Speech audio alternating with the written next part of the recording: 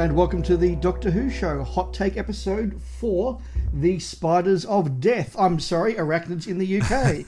I'm Dave. And I'm Rob. And this is going to be our look at the latest episode of Doctor Who. How are you, Rob? I'm not bad, Dave. Series 11 chugs along. I've literally just watched this in the last 10 minutes. I didn't get to do a sneaky lunchtime watch at work. How about you? Much the same. I was far too busy following the World Series, which the Red Sox have won this afternoon. Very good. So, yes, I think when I got your message saying that you had finished watching the episode, I had 6 minutes to go. So that was 20 minutes ago. We've literally just had enough time to set up our recording equipment. This is, once again, the hottest of hot takes. Yes, I'm very happy to hear about the Red Sox because in between wife number 1 and number 2, I dated an American and she was from Boston, so you can imagine who she supported. And she bought me some lovely merchandise, so I can go out now in the streets in my Red Sox gear and feel very vindicated.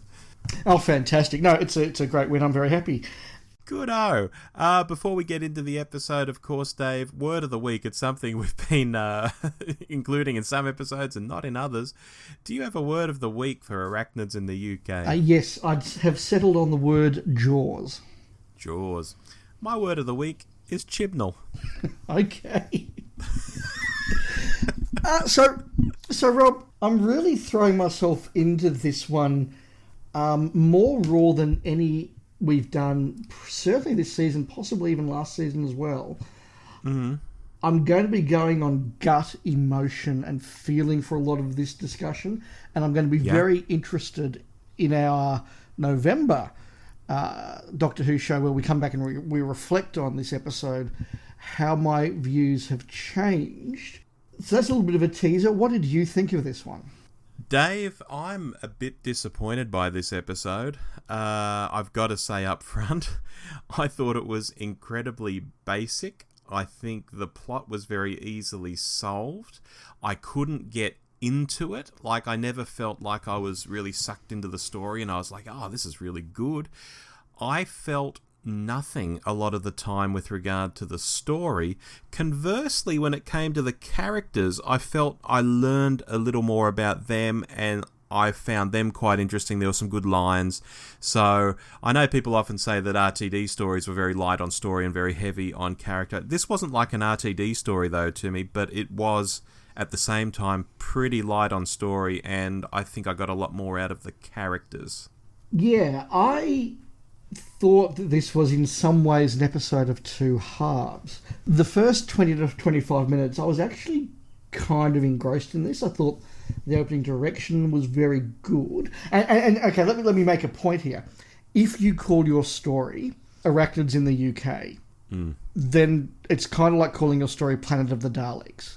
Yes. You know that there are going to be spiders in it, so let's just get down and dirty and do spidey things. And I thought this episode did that well. In that it didn't sort of sit there and go, oh, I wonder what the mystery is. It's like, okay, guys, we all know there are spiders. So let's just start making it about, well, when are you going to see the first one? And build that up. And I thought that was done well. I enjoyed that build-up. I, however, thought the second half was, frankly, dull. And, disappointing is a good word. To sum up how I felt about it, down near the bottom of my notes for this episode, I've got in great big letters with 3 exclamation marks after it, 2 words: stop talking.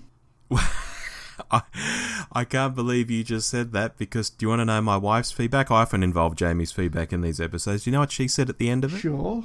She said, you know, Rob, because she's American, she said, they think these are like Big Finish. They talk too much.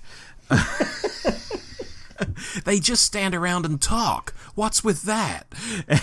Yeah. And that's exactly what you're saying. Yeah, it really was. The second half, there was just lots of standing around explaining the plot to each other, and it was really, really dull. Like, everybody watching this episode knew that they were giant spiders, and I reckon 80% of them could probably guess that they were giant spiders that mutated because of toxic stuff that happened because corporate man did something stupid.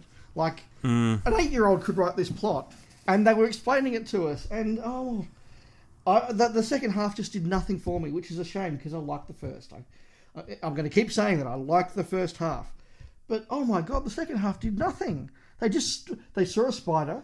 They stood in one room and talked about the spider. They moved to another room and talked about the spider. Then they talked about the spider some more. Then it ended. And in between, we would get to see a spider, like, run across a ceiling or a floor. Yeah.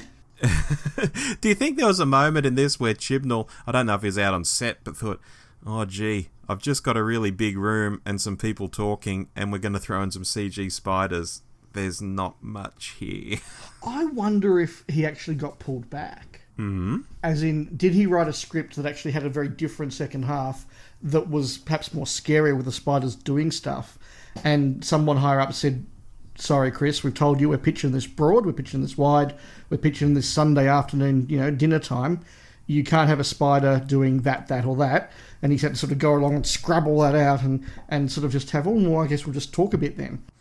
Yeah, look, quite possibly. I was disappointed, Dave. For something messing up all of South Yorkshire, which is like one of the lines the Doctor said, this is affecting South Yorkshire. Where was the menace? Like, in classic Doctor Who, we would have gone out and looked at the streets, and there might have been empty streets, or there might have been people running around the streets, whatever, but something would have been happening. This felt like, the city's just going on as normal, there's a train going by, everyone's pretty chill, except for a few people who have got a spider in their house, and now we're at a deserted hotel, and so there's no one there to really worry about this. But apparently these spiders are all over the city, like when the Doctor started drawing all those lines to connect the big web to show the hotel in the middle of the web. Well, where was all the panic? Where what the hell? And did they ever link Yaz's neighbour back to the hotel in such a way that the spider would be there? Offhand, no, but someone might write in and tell us yes. But offhand, I can't think of it. Because there was a line there where the Doctor very clearly said, okay, Yaz's mum, you've been to both these locations. You must be the link. And I'm sitting there going, okay, there's something going on there. But that wasn't really followed through, and neither does it explain why there was a spider or a spider skin in Graham's wife's house. No, that's exactly right. Unless they were just getting about and going into houses without following the pheromones or something. Once they were out in the wild, maybe they'll just look into places. In which case, like you say, have something. Have the man from the ministry visit Yaz's police station and say, there's been a lot of mysterious deaths around here, unexplained events, or have the forensic pathologist who comes in and says these couldn't have been made by any creature known to man. Ooh, you're right. Do something that says that someone out there was affected by these spiders. Yeah, or have, a couple of cars that have crashed and their doors are open and the headlights are on but no one's around, because they've seen a spider and they've crashed into each other and the spiders have pulled the people out of the cars. Mm-hmm. And, have an eerie sort of scene like that. That's a fairly simple thing to do. You just need a couple of cars, There was just none of that. It was really quite bizarre. Yeah, I think we're in very firm agreement on this one. Yeah. And it's a shame because, as I say, I like the build-up. I like that opening direction from the spider point of view where you're sitting there going, ooh, is this a spider? Is this a spider? Or you're waiting for it to appear. We're going to see one now. The first reveal under the bed was really cool. The spider bursting through into the bathroom was really cool. And I thought, okay, great. Now they're going to do stuff with these spiders. Yeah. And then they didn't. Look, this might be a nice segue into talking about some characters, and I want to kick off with Yaz, because you keep mentioning the first half of the episode being really good. I'm going to say the first half of this episode was the Yaz episode. Yeah. Like, whoops, we've been forgetting about her. Let's put her front and centre. Let's show her family. Yaz is doing stuff. Yay, Yaz. The first half, I thought, oh my god, well, this is the Yaz episode, it's finally happening, this is very good, I like her family, they're quite fun, the sister who's, keen on Ryan, the father who's a bit of a mess when it comes to cooking, like, this is all really great. But then she just sort of melted into the background during the second half. I agree that Yaz was given more screen time. I certainly agree that her family was very cool and very well characterised, as you say, you got to know what this family was and the dynamics between the characters very quickly and very, very concisely written. Good stuff there. I don't know that I actually know anything more about Yaz at the end of this episode. I know she has a family. I can tell you all about that family. Mm-hmm. Did I learn anything about Yaz during this episode? Like her herself, what motivates her, what drives her, what sort of character she is, how she reacts in circumstances. I don't think I did. I think there was a very good scene where you might have done that, and I would like to call it the Boba Fett Return of the Jedi scene. Okay. And by this, if you think of Return of the Jedi, Dave, and Luke Skywalker is about to go into the Sarlacc pit, and he does his little salute to R2-D2, in other words, shoot the lightsaber up into the air for me, buddy. He shoots the lightsaber up into the air. Luke Skywalker grabs the lightsaber and starts hacking the hell out of everyone on that little sail barge. You know the scene, right? I know the scene. Okay. Boba Fett sees what's going down. What's the first thing Boba Fett does? Launches his jetpack and he's right into the action. And that says a lot about Boba Fett as a character. He's not scared of Luke Skywalker, the Jedi. He's into the scrap. And that, in just a very simple scene, says a lot about him. In this episode, there was a scene, they were in the hotel. I can't think of the exact circumstances except they were in the hotel. And the doctor's like, okay, I'm going to go and look at this big spider.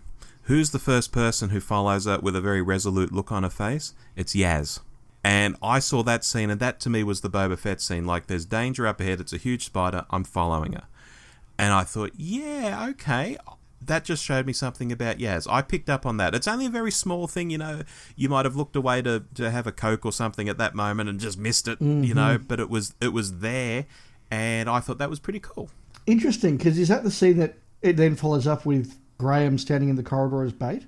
That would have been around that same time, yes. Because my take out of it was that Graham ended up actually doing the scary job.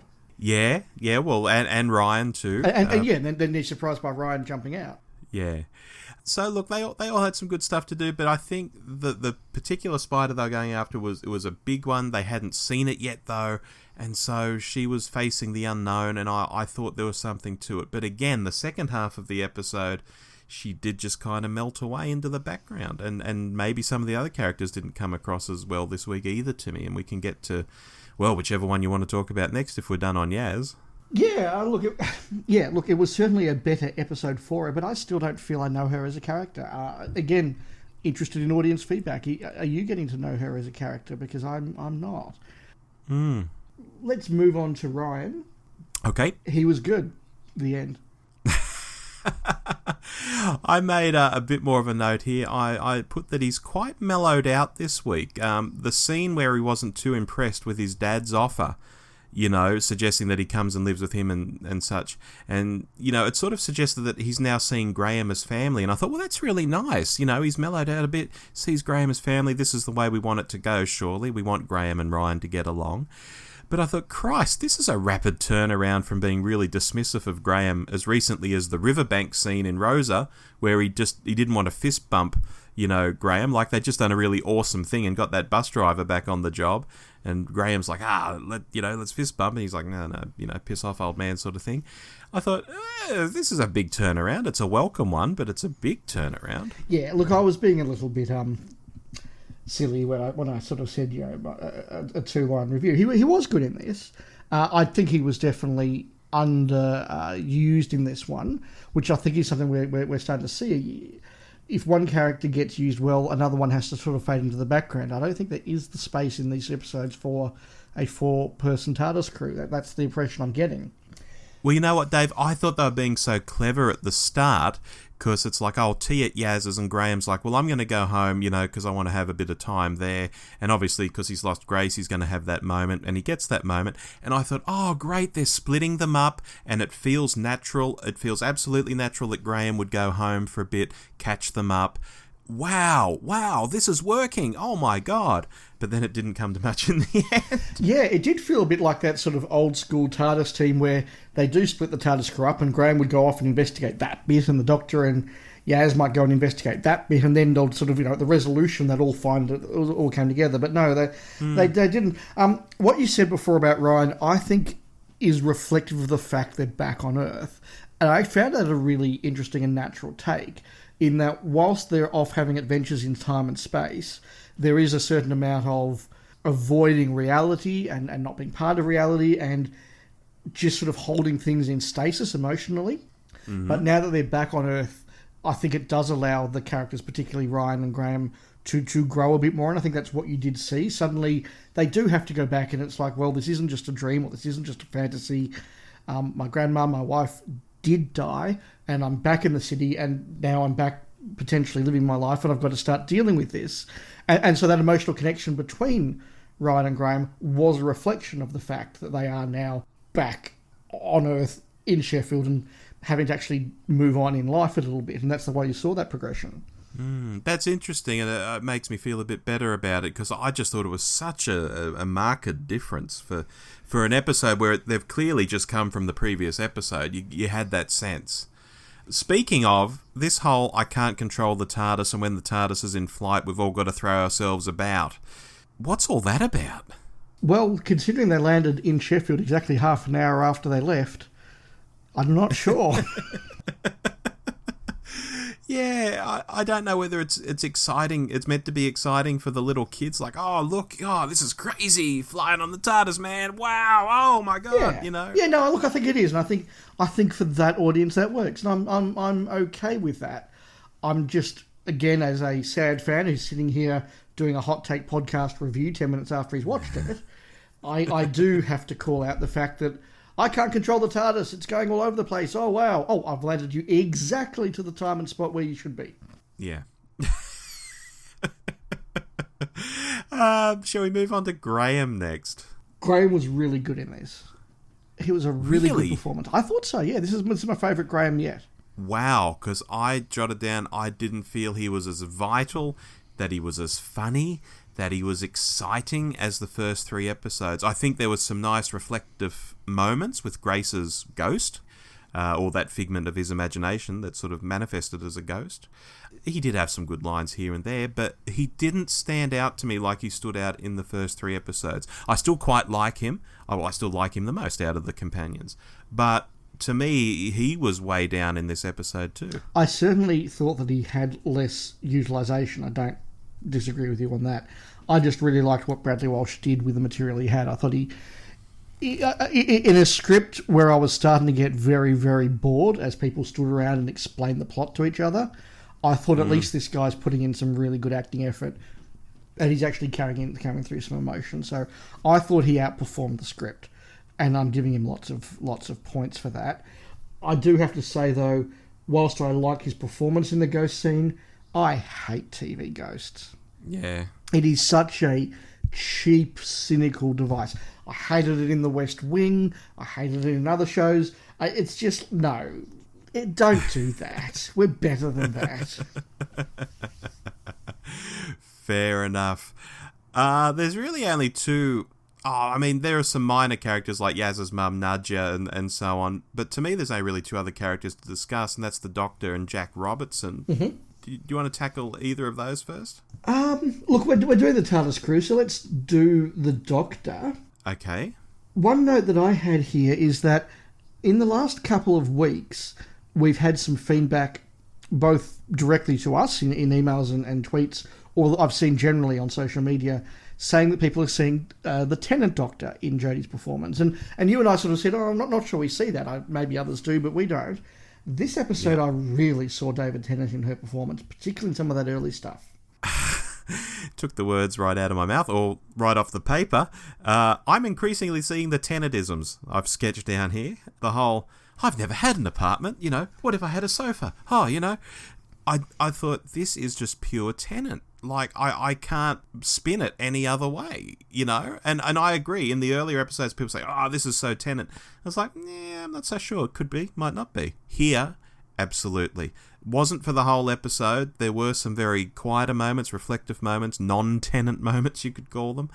But when she was Tennant, she was very, very Tennant. And she keeps making reference to still not knowing herself. And I don't know whether it's still all going to change, or whether that's just there because they really are hand-holding the audience a lot and doing it for the kids, whether it's just to remind people that, oh yeah, she recently changed, she used to be different, and now she doesn't know who she is, or whether she is actually going to have a personality change at some point and she'll drop all the, I've never had an apartment. I should buy an apartment. All that sort of stuff. Yeah, there was one line that really annoyed me, which was not when she called the guy dude. I was fine with that. I moved on from that. My wife laughed at that. She actually enjoyed it. But then she had to turn to the camera and say, I call people dude now. I'm like, your wife put it exactly the right way. This isn't a Big Finish play. Don't explain to me what I just saw. I know you call people dude now because you just called him dude. I watched it happen. I don't need it to be told. And that's actually probably more Matt Smith than Tennant. That thing of I need to narrate my life for the audience. I do this now. This is cool. Just do it. Let me watch. Just let me watch you. You're a character on TV. I'm watching you. Yeah, that was a disappointing aspect. It's like, has Chibnall been sitting at home making notes on what people on the internet liked about Tennant and Smithy, and so he's just making her do it now? It's like, there could be more going on here, and there's not. I'm a little worried. But then again, it is a Chibnall story. And, Steve from New to Who on our last hot take didn't really want to go down this path too much, but I kind of pointed out that the first 2 episodes were, they're all right. When we got to the 3rd episode that wasn't a Chibnall episode, suddenly it was amazing. Now we've got a Chibnall episode and we're back to, I don't know. So, are we seeing a pattern emerge here, Dave? We are seeing several data points that may form a pattern by the end of the series. We're not at pattern stage yet, but the trend line is not looking good for Mr. Chibnall, I'm afraid. I know. I've seen some of the names of upcoming episodes. I've got a sense of what some of them are about. I know they're not all written by him, and I'm thinking, hey, there could be some really good stuff coming down the pipe, but this one just felt like a huge, not a misstep to me, but it just felt like there was a little bit of useful character building, but on the whole, not much more was going on, and it was Chibnall at the wheel again. Which I guess takes us to Jack Robertson. Yes. What were they doing? I think it was very confused. I turned to Jamie after about 30 seconds and said, they're doing Trump. He owns hotels. He's got his, logo. This is Trump. Yeah, he's a germaphobe. He's running for election 2020. Yeah, I just thought this is so unsubtly Trump. But then there was the whole "you don't like Trump" line or whatever it was. So clearly Trump exists in this universe. Yeah, and it's not him.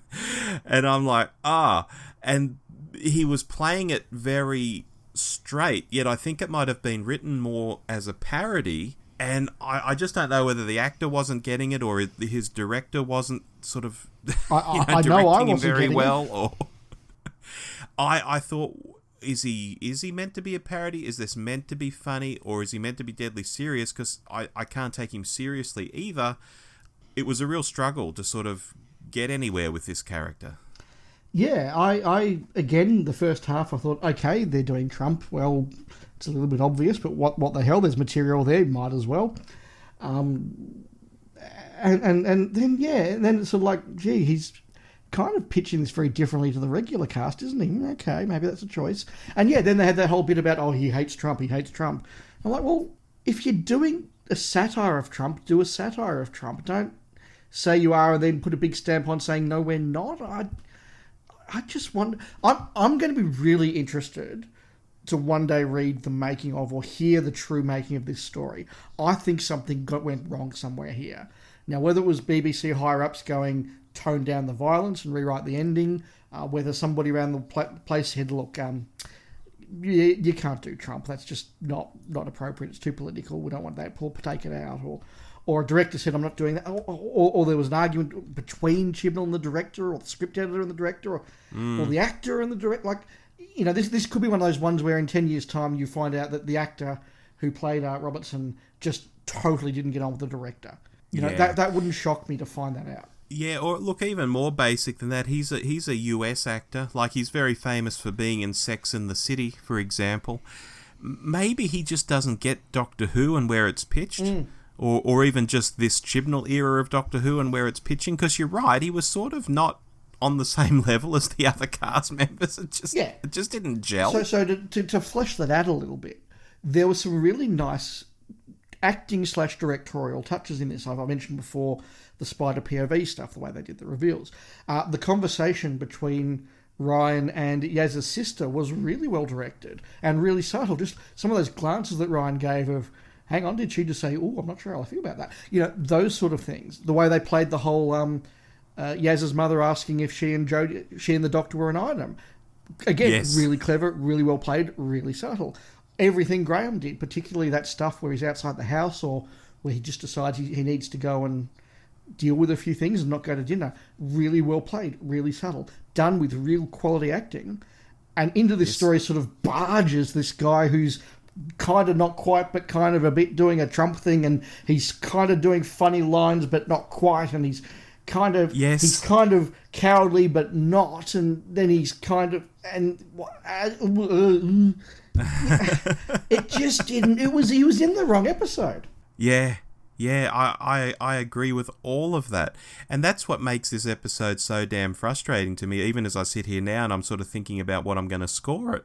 Because there are moments in this episode I really quite enjoyed. There are some gorgeous moments in this episode. Yes, a million times yes. It's not an episode where it's like, oh, everything went wrong, I hated it. No, there are some moments I really, really enjoyed, but overall, it just doesn't hang together at all. It really doesn't. It really doesn't. Speaking of something that doesn't hang together, Dave, yeah, the ending of this episode, where Ryan gets the banging rap music going and the spiders are going down into the safe room, and I thought, oh, it seems like there's a lot of spiders to fit in that little room, but oh, well, you know, okay, let's go with it. And the spiders are going down into that room, and they go up and they see the big spider. It's like, oh, there it is. Oh, it can't breathe. It's dying. And then the dude comes in, shoots it. That was pretty much the end of the episode. He walks off, the end. I know they have the nice TARDIS scene after that and everything, but in terms of actually wrapping up the spiders, well, who went and turned off the music? How long did they give it for all the spiders to come in from all over South Yorkshire? How did they all fit in that room? What the hell happened? It just wasn't resolved at all. The ending was this episode in microcosm. Because the first half, I'm sitting there going, okay, this is kind of fun. This is very Doctor Who. We're using oddball, interesting tech, and we're using vibrations through music and everything. Okay, there's going to be a really clever thing here, and they're going to take all the spiders to somewhere, and then the Doctor's going to do something really clever and fix the world. And I'm thinking, okay, this is going to be a good ending.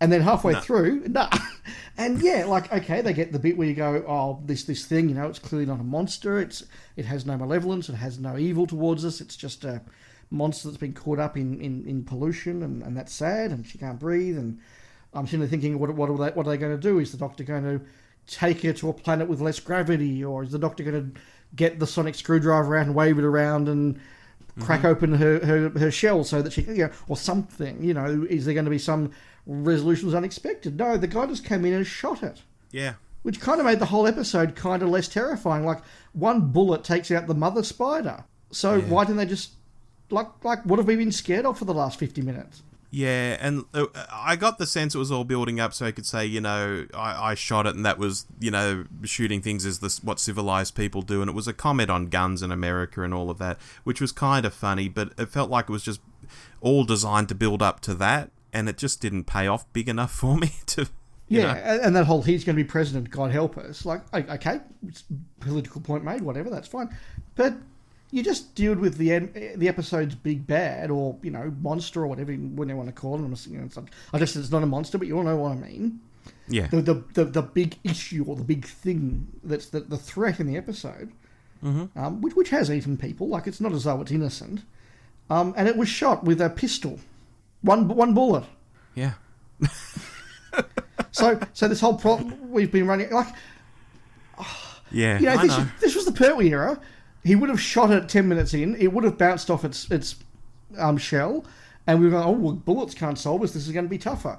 No, he should have just shot it in Act 1. We'd all have been spared the talking for 20 minutes. Yeah, exactly right. You know, it's just disappointing. So many strands like spiderwebs, Dave, if I'm going to be poetic, and just they weren't really tied up, they weren't followed mostly. Very disappointing. We have mentioned the spiders visually. What did we think? I think CG in this episode was very well done. It did the job. They moved quite realistically. They looked pretty good, you know, set against real world backgrounds. No complaints. Yeah, I thought the spiders were pretty cool. The opening credits, have they remixed the opening credits, do you think, Rob? Didn't pay enough attention to really notice. Wouldn't surprise me. I just thought, and I was paying a bit of attention to it this time because Simon on the Blue Box podcast mentioned this in their episode 3 review, that he thought they had, and I agree with him. It's the drum beat in there is just a little bit more subtle, and it works really well. I've really come to like these opening themes-based music and graphics. I'm really enjoying them. I'm still hating the TARDIS console room. Do you notice it's designed because it's got colours and shapes and reflective surfaces? They're getting some interesting shots. The directors are getting some interesting shots on the set. No, I just think they're getting shots where we can't see everybody. Fair enough. Honestly, I don't think it's that interesting. I think it's too dark, and it's incredibly hard to actually shoot a scene where people are standing naturally. And you know, whenever you see Janet Fielding talk about directing Doctor Who and her era, and particularly in the commentaries that she does on DVDs, and she always talks about how, look how we're lined up perfectly in a row so the camera can have 4 people talking and we can see all their faces, and nobody ever stands like that.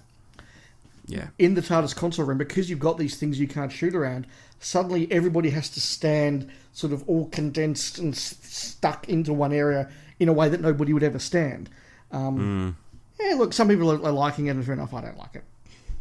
Okay, fair enough. Shall we go to the Chibnall death count, Dave? Yes. So, what do we have? 2 more this episode? 3. I'm going to count 3. Well, we have... I'm going to count the body they found in the apartment at the start. Oh, of course. You know, I had forgotten about her. Yeah, and then, of course, the bodyguard, and then the assistant. Yeah, so what was the assistant doing when she got killed? She seemed to be onto what was happening and was making a video of it. Maybe she was going to give that to the press.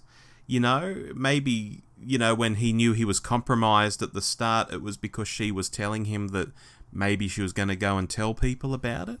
You know, that's about my best guess there. It wasn't that explicit, but no. I assume she was getting some evidence of some sort. Yeah, it did seem as though it was a bit of a throwaway moment to just kind of, I'm not sure what. Yeah. Yeah. So, final point before we go to the sports desk, Rob, that I've got. Okay. Episode 1. Yes. Tim Shaw is sort of kicked off a thing and vanishes, and that's all right. We've dealt with that. Yep. Episode 2, the guy who's running the games clicks his fingers and just vanishes, and that's the end of that.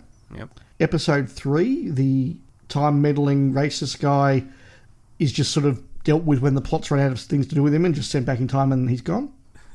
Yes, I see where this is going. Episode 4, Jack Robertson, whose greed and vice has caused this all to happen, I guess just wandered off and just got on with his life, maybe? I don't know. Yeah.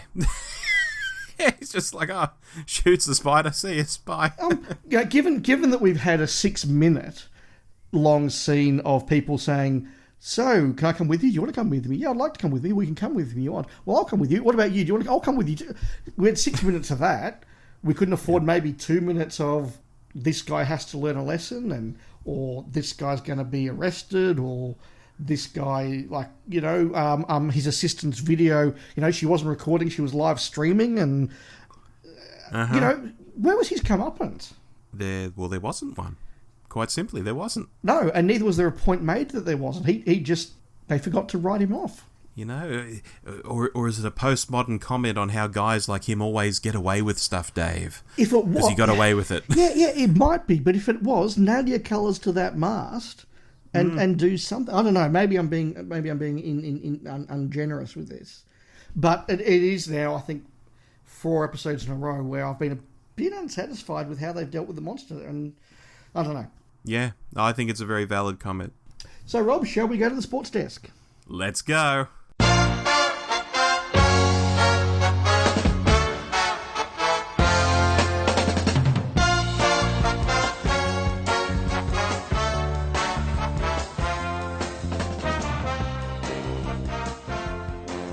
So, Rob, let's kick us off. What was your play of the week?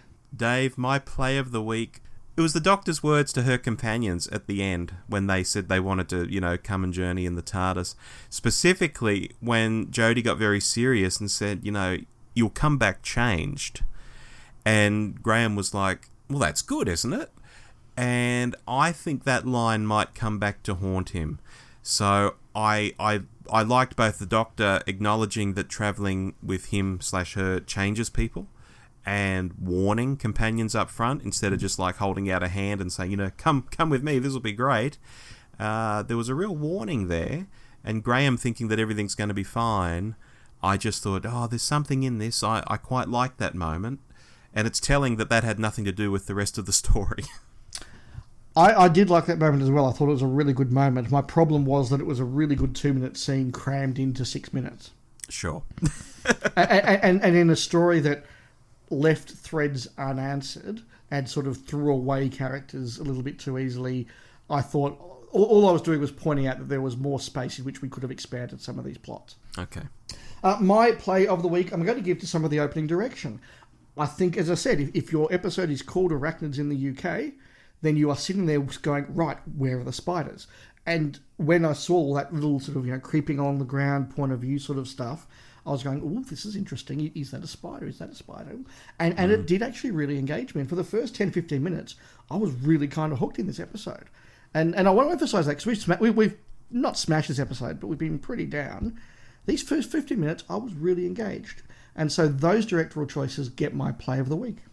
I think it's important that you point out how you like things like that, and how I've pointed out lines I've liked or moments I've enjoyed, because there were good moments in this. I stress that again. I said it earlier. I stress it again here. I think we are panning the episode, but it's not like we hated every moment of it.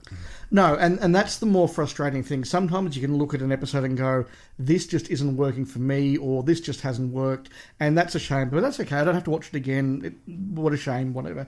This one, I'm looking at it going, I was enjoying this, and there are good performances, and it all just fell apart. And it could have been so much more. Indeed. Let's move on to foul of the week. You have the floor, Dave. I'm going to go for the great big 10-minute talking scene where they explain the plot like I was 6.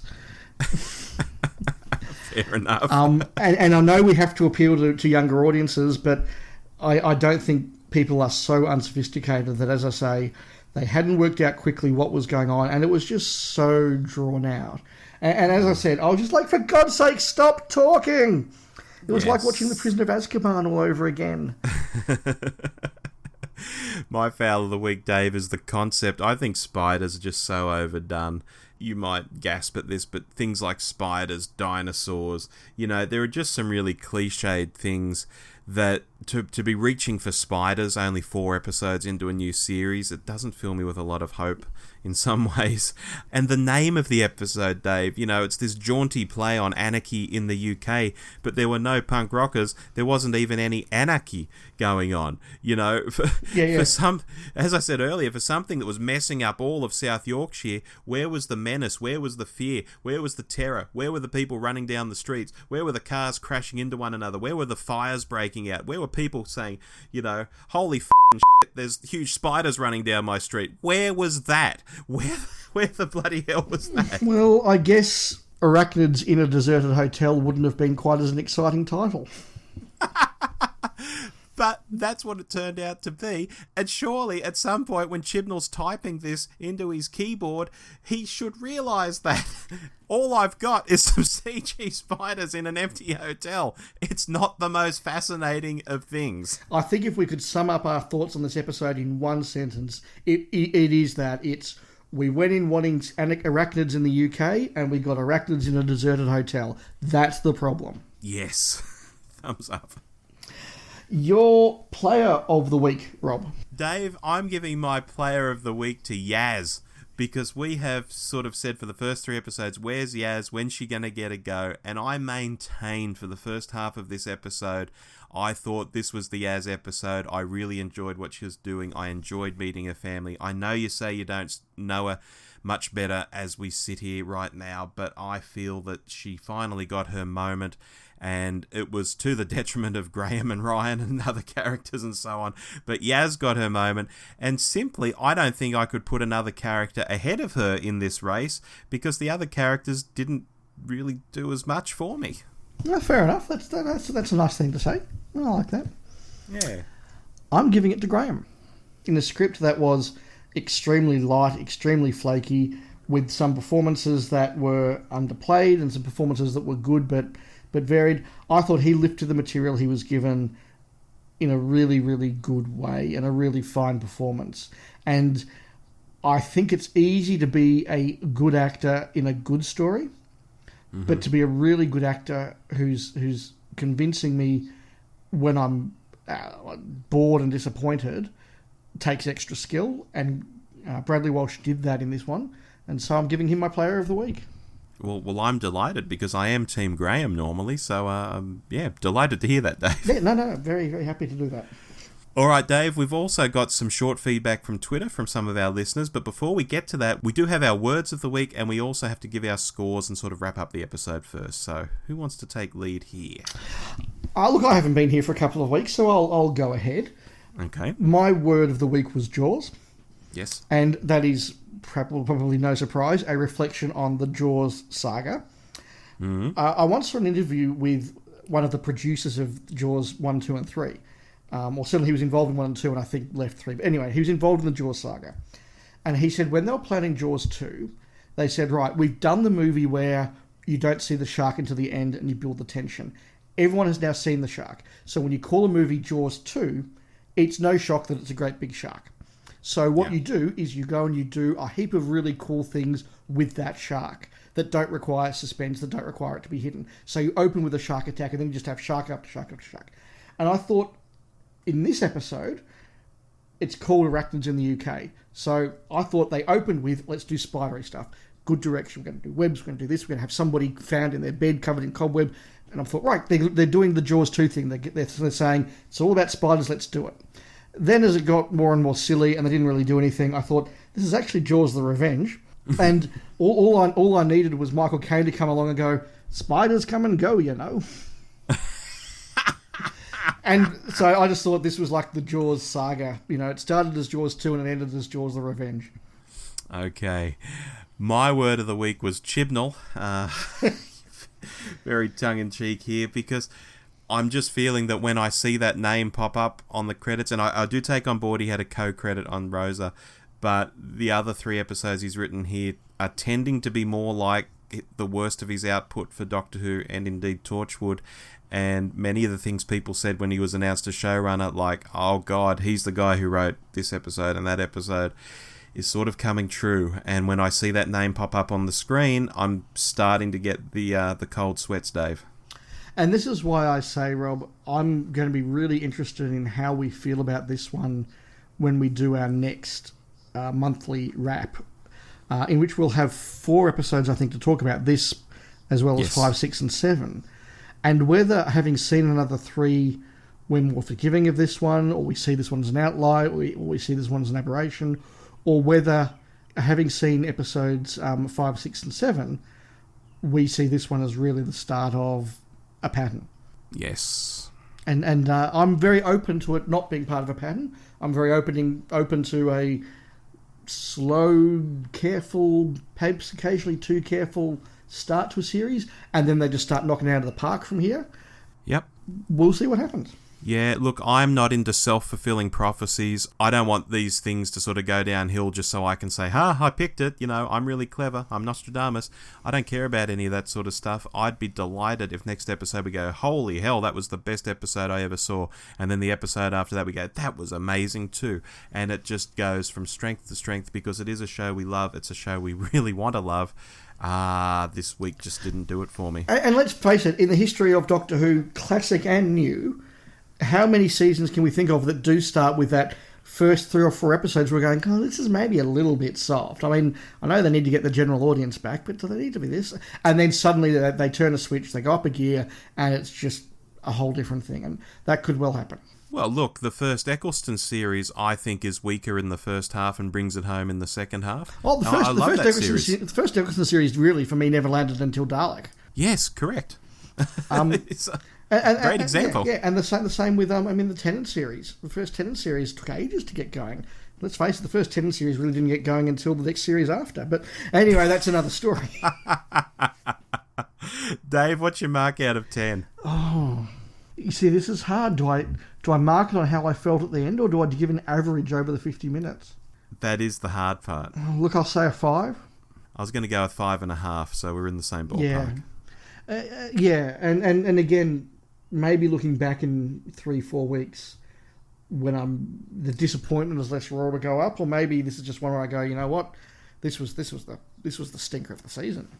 Yeah, look, to me, this was just Chibnall writing a bad Torchwood episode. You know? It was so close to being really good. I know. It was so close. I know. All right. Well, all right. Yeah. Let's see what our listeners think. We had a couple of tweets you said. We do. David Clark at David Clark 14 on Twitter says, Ep 4, and my missus has just got from behind the sofa. A nice creepy episode where the baddies were the human race.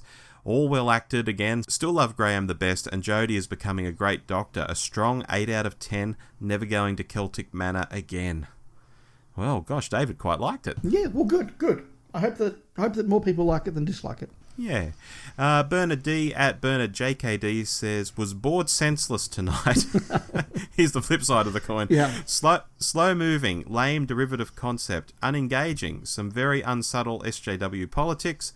As soon as we realised there wasn't going to be any deaths bar Kevin, it became a clock-watching exercise. Oh, actually, there were more deaths than Kevin. There were 3. But anyway, Jodie being an overly New Who waster smug doctor.